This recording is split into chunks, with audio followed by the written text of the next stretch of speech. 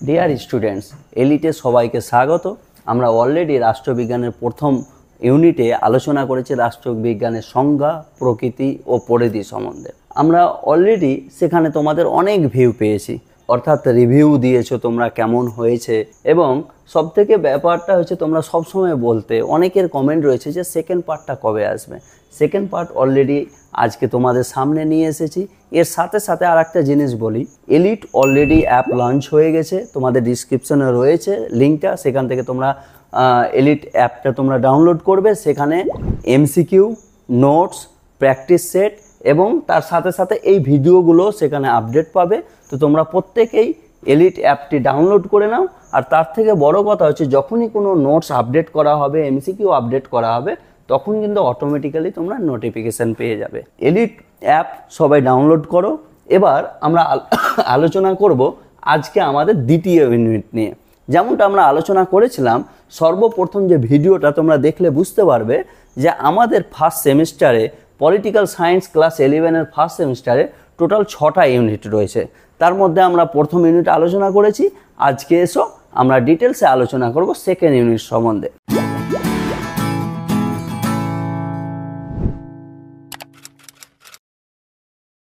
Second ইউনিটে যে জিনিসটা রয়েছে, অর্থাৎ এখানে দুটো জিনিস মেনশন করা রয়েছে। কিসের ওপর?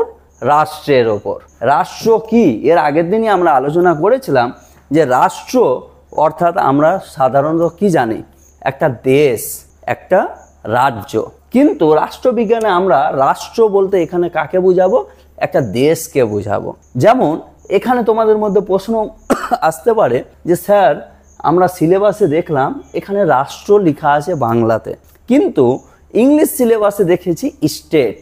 একটা জিনিস তোমরা মাথায় রাখবে, রাষ্ট্রবিজ্ঞানে স্টেট বলতে একটা দেশকে বোঝায়, আবার স্টেট বলতে পার্টিকুলারলি একটা অঙ্গরাজ্যকে বোঝায়। কিন্তু যখন একটা রাষ্ট্রর কথা বলা হবে, তখন রাষ্ট্র বলতে একটা দেশের কথা ভাবা হবে। দেখো, রাষ্ট্র এই যে ইউনিটটা রয়েছে, এখানে কিন্তু ছোট্ট একটা ইউনিট, অর্থাৎ তোমরা যে সিলেবাসটা দেখবে 6টা ইউনিটের মধ্যে সবথেকে ছোট ইউনিট মানা যায়, সেটা হচ্ছে রাষ্ট্রবিজ্ঞান। এর মধ্যে রাষ্ট্র অর্থাৎ ইউনিট 2। এখানে শুধুমাত্র দুটো জিনিস রয়েছে, একটা what is states and what are the features of state, অর্থাৎ রাষ্ট্র কি, অর্থাৎ রাষ্ট্রের সংজ্ঞা কি। তার সাথে সাথে যেটা রয়েছে, রাষ্ট্র যেমনটা রয়েছে তার বৈশিষ্ট্য কি। আমরা জানি আমাদের মধ্যে অনেক বৈশিষ্ট্য রয়েছে। আমাদের যে ডেলি হ্যাবিট, খাবারের মধ্যে যদি দেখি, কেউ ভেজ খায়, কেউ নন ভেজ খায়। অনুরূপভাবে আমাদের চলনের মধ্যে বিভিন্ন জনের বিভিন্ন বৈশিষ্ট্য রয়েছে।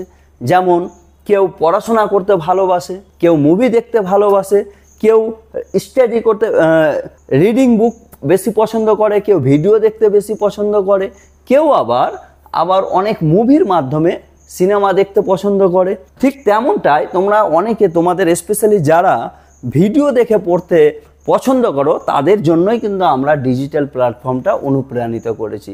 অনেকেই এলিট ক্লাসের মধ্যে আমরা দেখেছি যে আমাদের যে প্রথম এলিটে যে ভিডিওগুলো, সেখানে অনেকেই মেনশন করতো, তখন প্রথমে কিন্তু আমরা পলিটিক্যাল সায়েন্সটাকে ইনস্টল করিনি, অর্থাৎ ইন্ট্রোডিউস করিনি। কিন্তু অনেকেই চেয়েছে যে পলিটিক্যাল সায়েন্সের ওপর লেকচার নিয়ে আসার জন্য, এবং ফাইনালি তোমাদের কথা ভেবেই আমরা পলিটিক্যাল সায়েন্সের ক্লাস অ্যাড করেছি। সুতরাং রাষ্ট্রের যে সংজ্ঞা এবং বৈশিষ্ট্য আজকে আমরা ডিটেলসে আলোচনা করব। চলে যাই আমরা রাষ্ট্রবিজ্ঞানের সংজ্ঞা সম্বন্ধে। রাষ্ট্রের সংজ্ঞা বলতে আমরা এখানে জানবো যে রাষ্ট্রটা কি, আমরা কাকে রাষ্ট্র বলবো, রাষ্ট্র বলতে কি বোঝায়, এই জিনিসটা আজকে আমরা ডিটেলসে আলোচনা করব। রাষ্ট্র নিয়ে স্পেসিফিক কোনো সংজ্ঞা নাই, অর্থাৎ রাষ্ট্র কেন্দ্র করে অনেক সংজ্ঞা রয়েছে।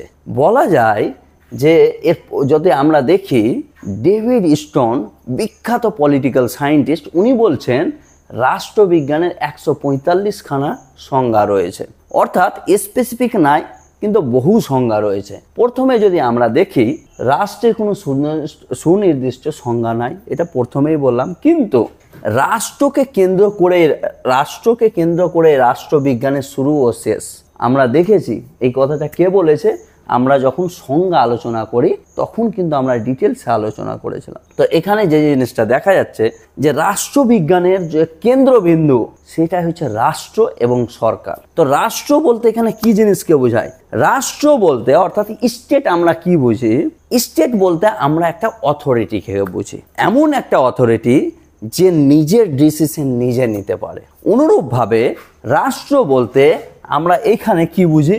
রাষ্ট্র এমন একটি রাজনৈতিক সংগঠনকে বোঝায় যা কোনো একটি ভৌগোলিক এলাকা তৎসংশ্লিষ্ট এলাকার জনগণকে নিয়ন্ত্রণ করার সার্বভৌমিকতার ক্ষমতা রাখে। অর্থাৎ রাষ্ট্র বলতে আমরা এমন একটা জিনিসকে বোঝাই, সেটা কি? সেটা হচ্ছে একটা সংগঠন যেটি ভৌগোলিক এলাকা অর্থাৎ একটা বাউন্ডারি থাকবে এবং তার কনসার্ন কিছু এরিয়া থাকবে যেখানে সেখানকার পপুলেশন অর্থাৎ জনগণকে নিয়ন্ত্রণ করবে কে? একটা সার্বভৌমিক ক্ষমতা। তো এখানে যেটা বুঝতে পারলাম রাষ্ট্রবিজ্ঞানের 145 খানা সংজ্ঞা রয়েছে, এটা বলছেন ডেভিড স্টন। কিন্তু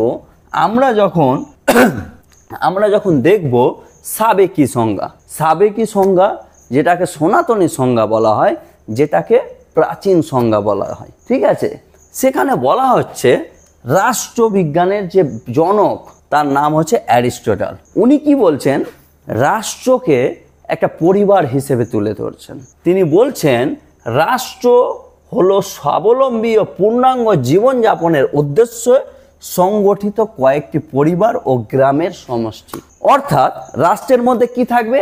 রাষ্ট্রের মধ্যে স্বাবলম্বী থাকবে, স্বাবলম্বিত সাথে সাথে একটা পূর্ণাঙ্গ জীবনযাপনের একটা উদ্দেশ্য থাকবে। পূর্ণাঙ্গ বলতে হোল অর্থাৎ পুরোটা, ঠিক আছে, পূর্ণাঙ্গ থাকবে, সম্পূর্ণ, যেটাকে একটা সংশ্লিষ্টর সাথে সাথে পুরোপুরি যেটা বলা হয়। অর্থাৎ রাষ্ট্র হচ্ছে একটা স্বাবলম্বী এবং পূর্ণাঙ্গ জীবনযাপনের উদ্দেশ্যে সংগঠিত কয়েকটি পরিবার ও জনগণের সমষ্টি, ঠিক আছে, অর্থাৎ কয়েকটি গ্রামের সমষ্টির কথা বলছেন। কে বলছেন? অ্যারিস্টটল। এর পাশাপাশি যদি আমরা দেখি রাষ্ট্রের সংজ্ঞা, তবে কিন্তু আমরা আদর্শবাদী সংজ্ঞা যদি আমরা দেখতে যাই, তবে আদর্শবাদীর কথা অর্থাৎ আইডিয়ালিস্ট, পলিটিক্যাল সায়েন্সে আদর্শবাদী যেটা দেখবে সেটা একটা আইডিয়ালিস্ট থিঙ্কার, যেমনটা ইমানুয়েল কান্ট, হেগেল, এদেরকে সব থেকে আইডিয়ালিস্ট হিসেবে তুলে ধরা হয়। এদের কথা যদি ভাবি, ইনারা কি বলছেন? রাষ্ট্র হচ্ছে এক সর্বাত্মক, অর্থাৎ রাষ্ট্র হলো এক সর্বাত্মক ও ঐশ্বরিক কর্তৃত্ব সম্পন্ন অতি মানবীয় নৈতিক প্রতিষ্ঠান। অর্থাৎ রাষ্ট্রবিজ্ঞানকে আইডিয়ালিস্টরা মনে করেন কিসের দ্বারা? একটা ঐশ্বরিক কর্তৃত্ব সম্পন্ন, অর্থাৎ ঐশ্বরিক মতবাদ তারা বিশ্বাসী যে এটা হচ্ছে একটি অতি মানবীয় নৈতিক প্রতিষ্ঠান।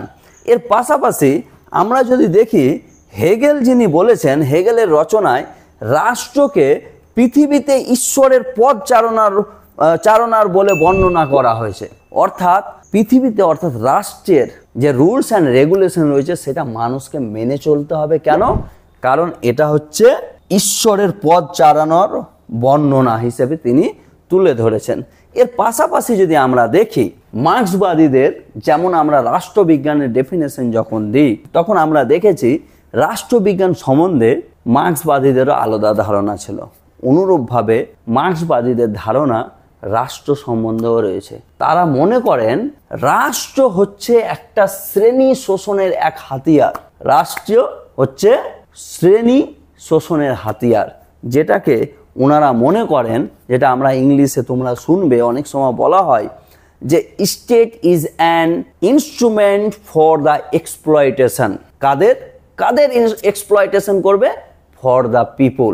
দ্যাটস মিনস রাষ্ট্র হলো শ্রেণী শোষণের একজন হাতিয়ার, অর্থাৎ এক হাতিয়ার হিসেবে তুলে ধরা হয়।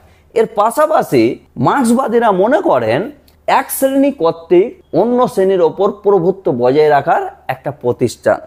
মার্ক্সবাদীদের মতে রাষ্ট্র কোথাও না কোথাও পরিচালিত হয় একটা স্ট্রং কমিউনিটির দ্বারা, অর্থাৎ এখানে বুর্জুয়া সম্প্রদায়ের কথা বলছেন, এবং অত্যাচার করে তাদের নিপীড়িত সোসাইটিকে কি করা হয়, শোষণ করা হয়। তার জন্য মার্ক্সবাদীদের মতে রাষ্ট্র হচ্ছে একটা শ্রেণী শোষণের একটা হাতিয়ার হিসেবে তুলে ধরেছেন। এর পাশাপাশি আমরা যদি দেখি তাহলে আমরা বুঝতে পারবো যে এখানে কি করছে।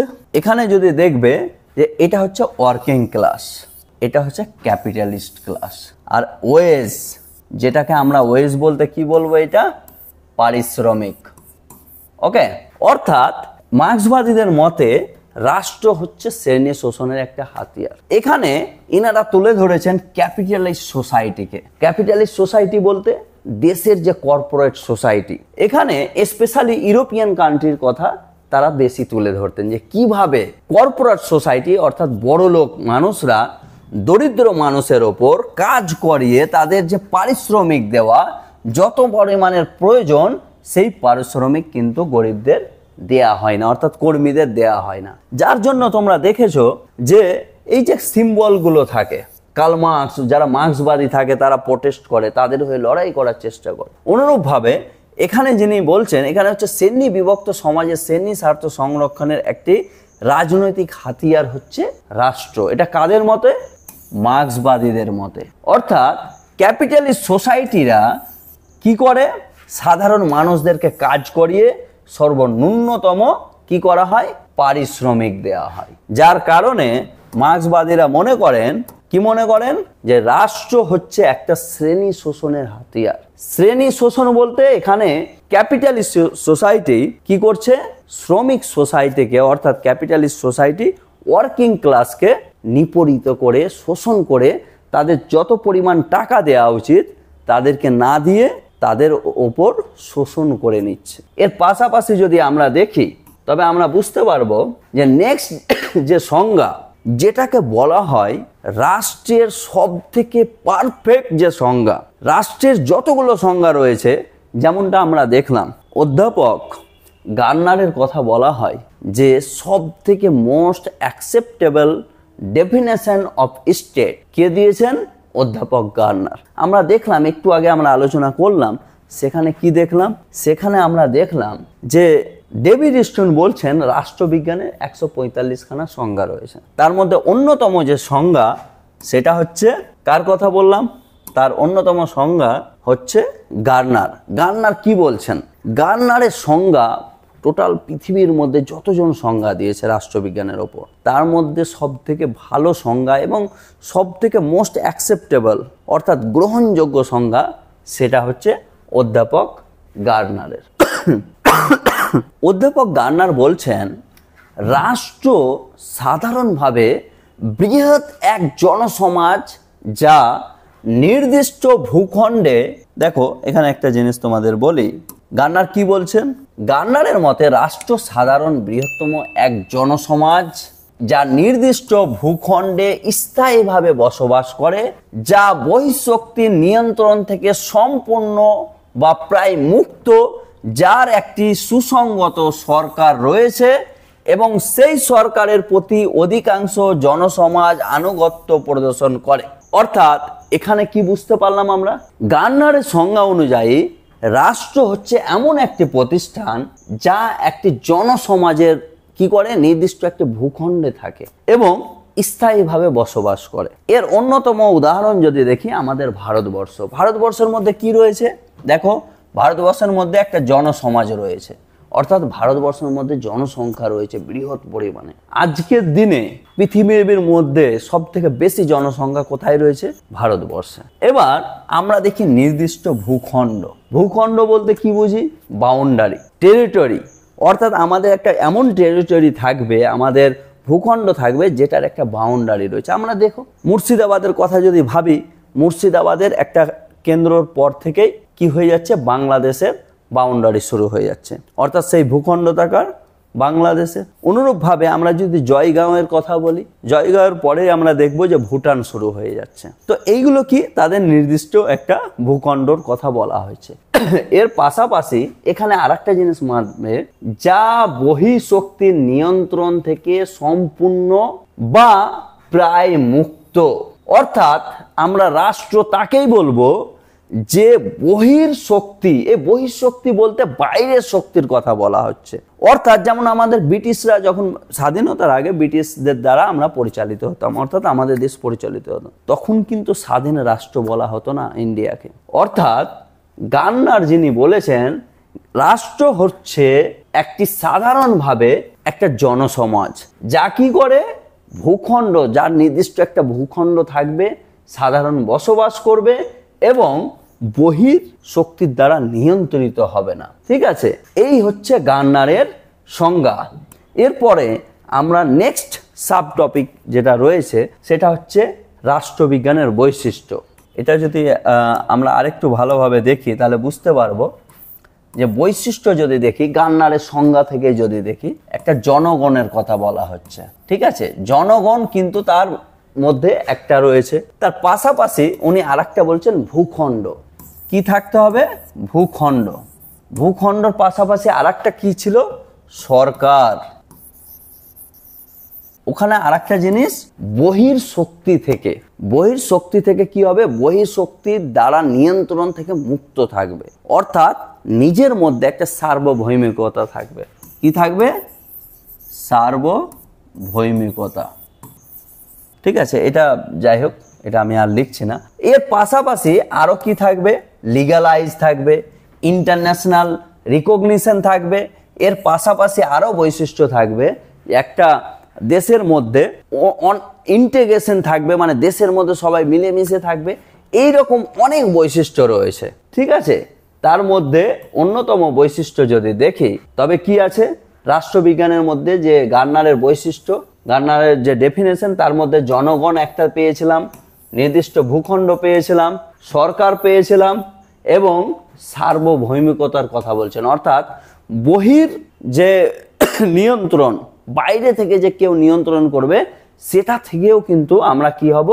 মুক্ত হব। ঠিক আছে, তো এইগুলো বৈশিষ্ট্যের কথা অনুরূপভাবে বলছেন।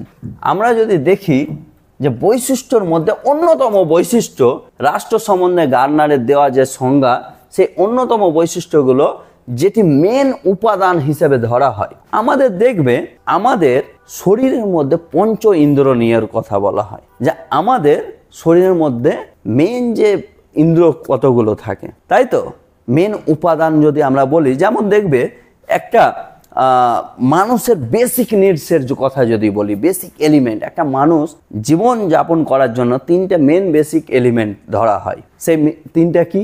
একটা হচ্ছে শেল্টার, ক্লথ অ্যান্ড ফুড, অর্থাৎ বাসস্থান থাকতে হবে, খাবার থাকতে হবে এবং তার পোশাক থাকতে হবে। এইগুলো তো বেসিক এলিমেন্ট আমাদের মধ্যে। অনুরূপভাবে একটা রাষ্ট্রের মধ্যে গার্নারের যে সংজ্ঞা, সেখানে আমরা দেখব তিনি মেন চারটি অপরিহার্য উপাদানের কথা বলেন।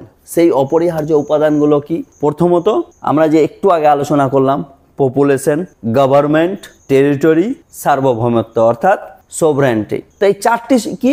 আমরা সোভরেন্টি বলতে সার্বভৌমিকতাকে বোঝাই। পপুলেশন মানে আমরা সবাই জানি জনগণ। টেরিটরি অর্থাৎ নির্দিষ্ট একটা ভূখণ্ড থাকবে। তার পাশাপাশি আর একটা ইম্পর্টেন্ট বৈশিষ্ট্য কি? সরকার থাকবে। সরকারের দ্বারাই তো আজকের দেশ পরিচালিত হচ্ছে।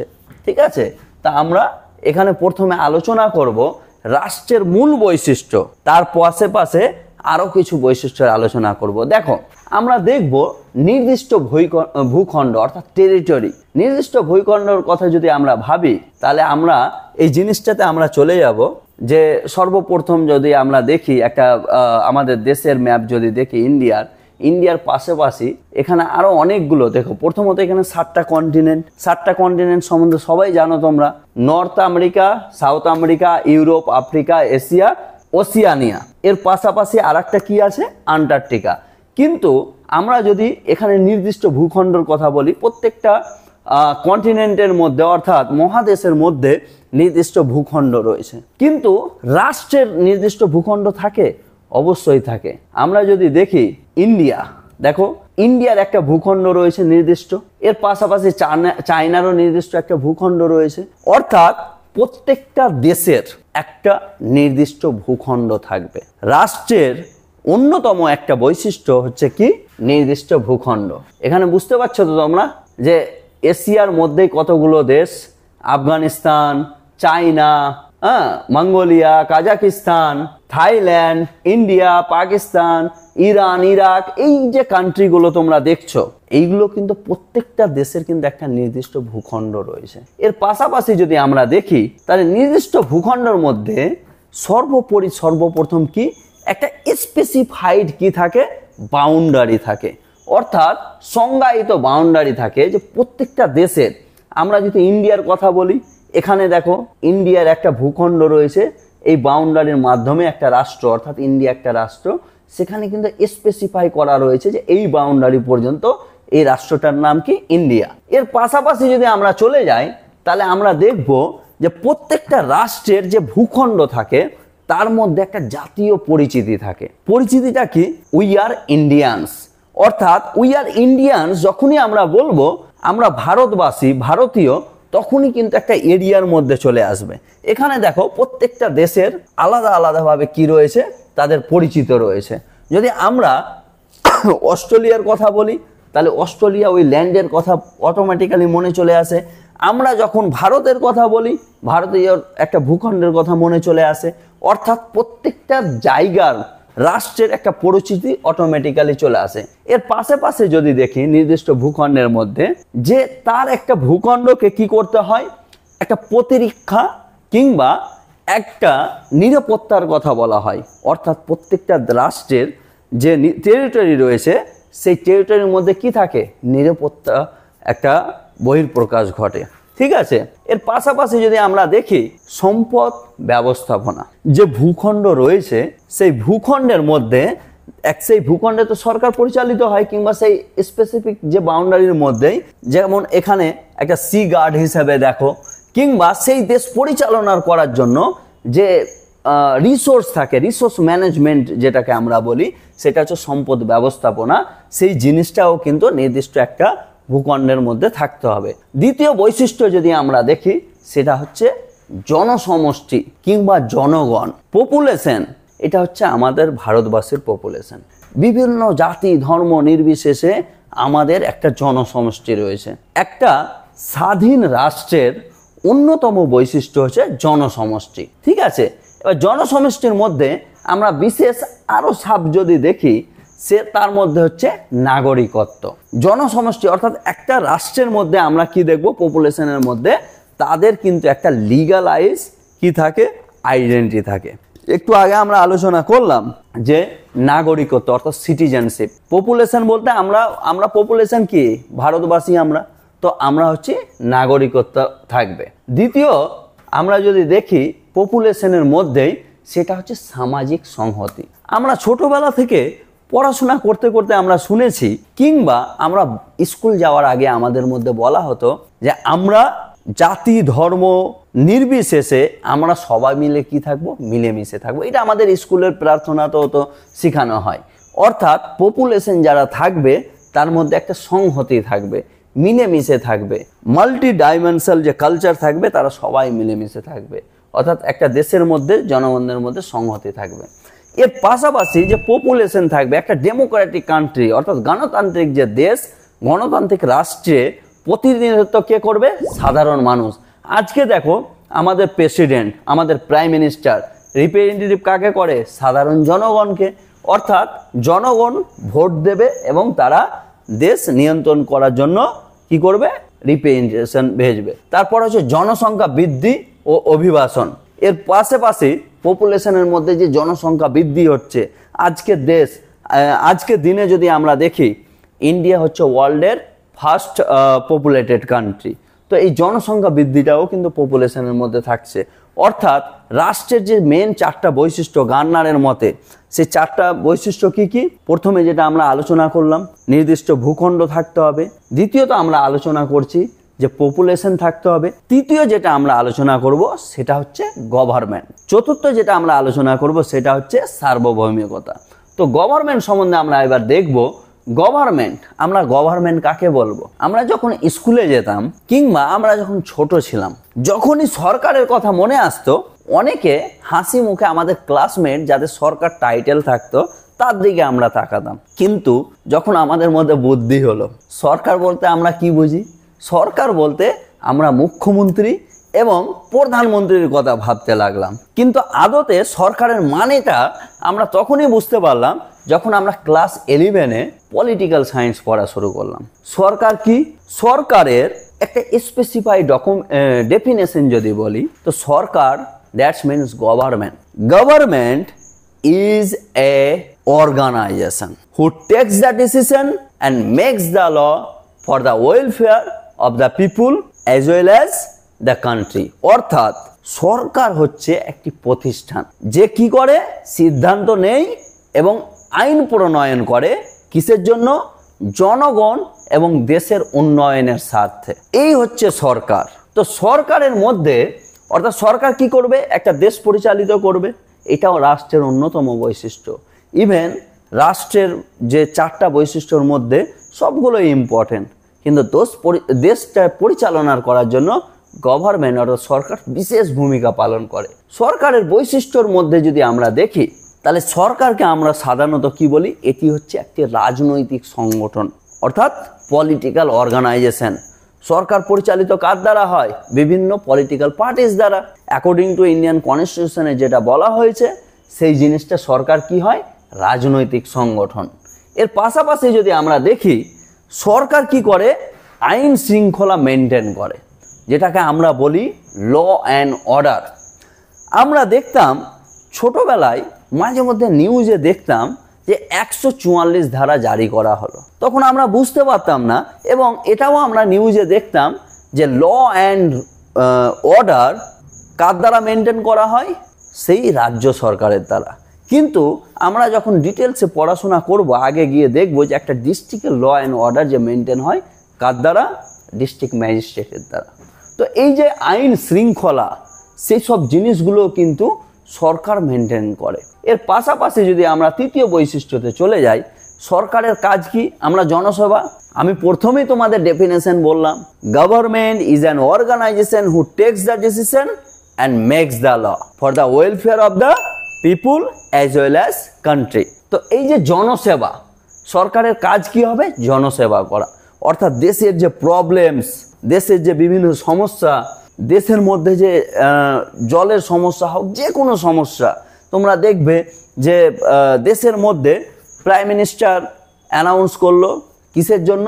যে সর্বশ্রেণীর মানুষ যাতে ভালোভাবে ফ্যাসিলিটি প্রদান করা হয়, যার জন্য পুরো দেশের জন্য আয়ুষ্মান ভারত মেনটেন করার জন্য একটা হেলথ প্রজেক্টের কথা বলা হলো, হেলথ স্কিমের কথা বলো। অনুরূপভাবে তোমরা দেখবে যে স্টেট গভর্নমেন্ট, ওয়েস্ট বেঙ্গলের স্টেট গভর্নমেন্ট কন্যাশ্রী প্রকল্পের মাধ্যমে সাধারণ মানুষকে জনসেবা দেওয়া হয়।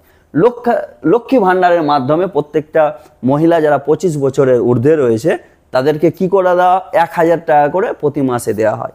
অনুরূপভাবে তোমরা দেখবে যে সেন্ট্রাল গভর্নমেন্টের যে ইনিশিয়েটিভ প্রধানমন্ত্রী আবাস যোজনা, সেটা কিসের জন্য? জনসেবার জন্য। যাদের বাড়ি ঘর নাই তাদেরকে প্রদান করা হয়। তো গভর্নমেন্ট জনসেবা করার জন্য অন্যতম ভূমিকা পালন করে। এর পাশাপাশি যদি আমরা দেখি আমাদের দেশ ভারতবর্ষ, কিছুদিন আগে তোমরা নিউজের হেডলাইনে দেখলে G20 meeting, G20 meeting, G7 meeting.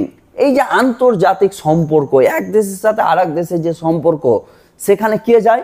আমাদের প্রাইম মিনিস্টার কিংবা আমাদের রাষ্ট্রপতি কিংবা আমাদের যে বিভিন্ন মিনিস্টার রয়েছে, ফরেন মিনিস্টার, ডিফেন্স মিনিস্টারও, তারাও কিন্তু বিভিন্ন দেশের সাথে যোগাযোগ সম্পাদন করেন। সেখানে কি হয়? একটা স্বাধীন রাষ্ট্রে এক দেশের সাথে আর এক রাষ্ট্রে যখন সম্পর্কর কথা বলা হয় তখন কিন্তু গভর্নমেন্ট বিশাল একটা ভূমিকা পালন করে। এরপরে আমরা দেখব যে আমাদের মধ্যে, আমরা মনে করি আমাদের শরীরের মধ্যে সব থেকে বিশেষ অঙ্গ যদি দেখি, প্রত্যেকটা অঙ্গেরই কিন্তু বিশাল ভূমিকা রোল প্লে করে। কিন্তু সব থেকে বেশি যেটা মানা হয় যে সব থেকে প্রধান যদি বলি তাহলে আমরা কি বলি?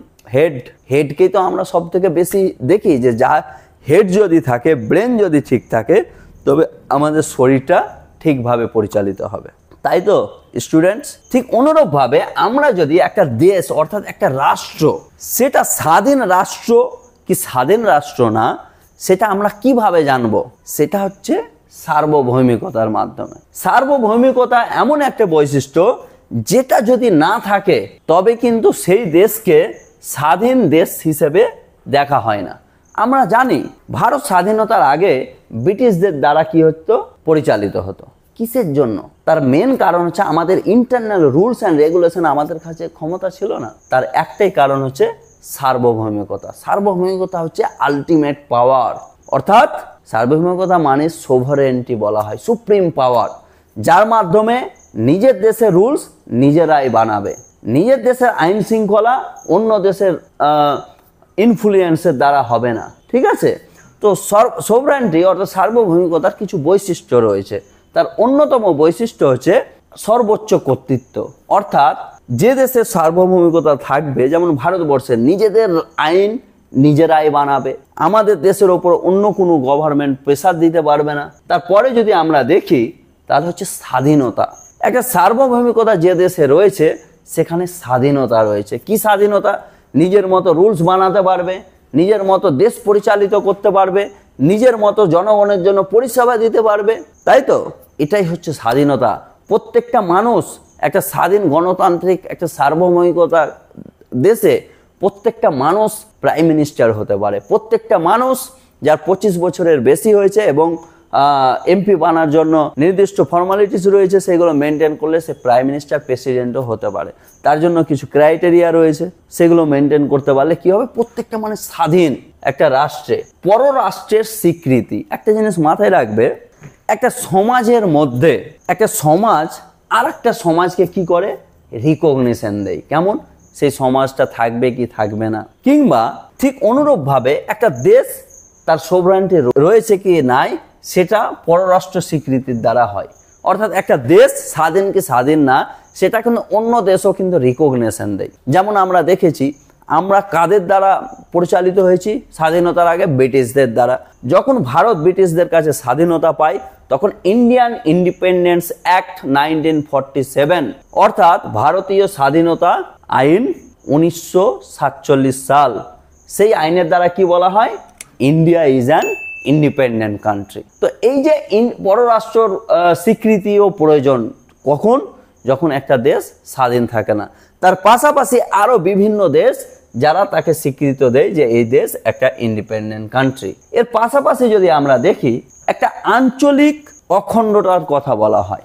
আঞ্চলিক অখণ্ডতা তোমরা দেখবে কি ইন্টিগ্রেশনের কথা বলা হয়, একটা ইন্টিগ্রিটি। তো সেই একটা দেশের মধ্যে একটা ইন্টিগ্রিটি থাকতে হবে, সর্বশ্রেণীর মানুষ একটা নির্দিষ্ট ইন্টিগ্রিটি থাকবে। অর্থাৎ দেখো এখানে কয়েকটা দেশের কথা বলা হয়েছে, ইন্ডিয়া এবং অন্য দেশের কথাও তোমরা দেখতে পাচ্ছ ন্যাশনাল ফ্ল্যাগের মাধ্যমে। অর্থাৎ তাদের নিজস্ব এমন একটা পাওয়ার থাকবে যারা নিজের মতো রুলস অ্যান্ড রেগুলেশন নিজেরাই বানাতে পারবে।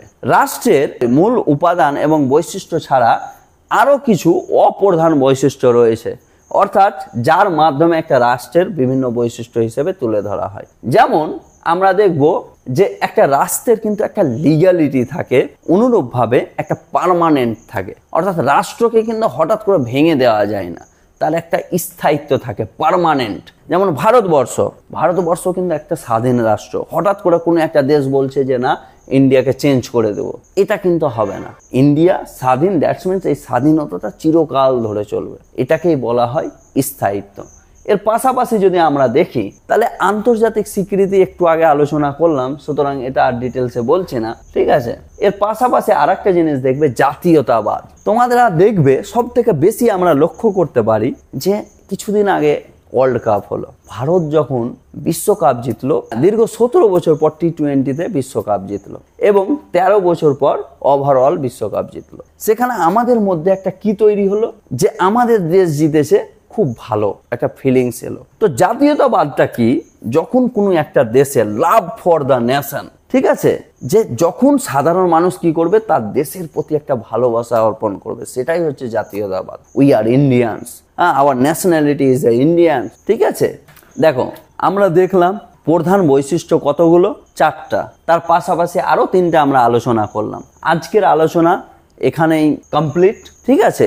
এর পাশাপাশি নেক্সট আমরা ভিডিও অর্থাৎ থার্ড ইউনিটে যে জিনিসটা রয়েছে সিটিজেনশিপ, সেটা নিয়ে আমরা আলোচনা করব ডিটেলসে। তার আগে এই পুরো ভিডিওটা তোমাদের কেমন লাগলো তোমরা সেটা কমেন্ট সেকশনে জানাবে। এবং আবারও তোমাদের বলি, আমাদের পুরো ভিডিওর পিডিএফ তোমরা ডিসক্রিপশনের নিচে একটা লিঙ্ক রয়েছে, সেখানে টাচ করে এলিট অ্যাপটা তোমরা ইনস্টল করো এবং ইনস্টল করার পর সেখানে তোমরা নোটস অর্থাৎ স্টাডি ম্যাটেরিয়ালস, এমসিকিউ এবং এই ভিডিও লেকচারের ভিডিওর সাথে সাথে অডিও লেকচার তোমরা শুনতে পাবে। হতে পারে যে তোমাদের অনেক সময় ভিডিও দেখতে ভালো লাগছে না, গান শোনার মতো এই লেকচারটা আমরা শুনে নিই, সেটাও কিন্তু আমরা এলিট অ্যাপে প্রদান করছি। সবথেকে মজার বিষয় হচ্ছে যে আমরা যে এলিট অ্যাপে study materials, MCQ practice, audio এবং ভিডিও যাবতীয় জিনিস টোটালি ক্লাস 11-এর জন্য ফ্রিতে আমরা প্রোভাইড করছি। সুতরাং তোমরা ডিসক্রিপশনে যাও, এই লিঙ্কটা টাচ করো এবং এলিট অ্যাপটা তোমরা ডাউনলোড করে নাও। Thank you so much. আগামী ভিডিওতে আবার দেখা হবে। এই ধরনের এডুকেশনাল ভিডিও আরও দেখতে চ্যানেলটিকে সাবস্ক্রাইব করে এলিট পরিবারের মেম্বার হয়ে যাও। Thank you so much and always remember, knowledge worth sharing.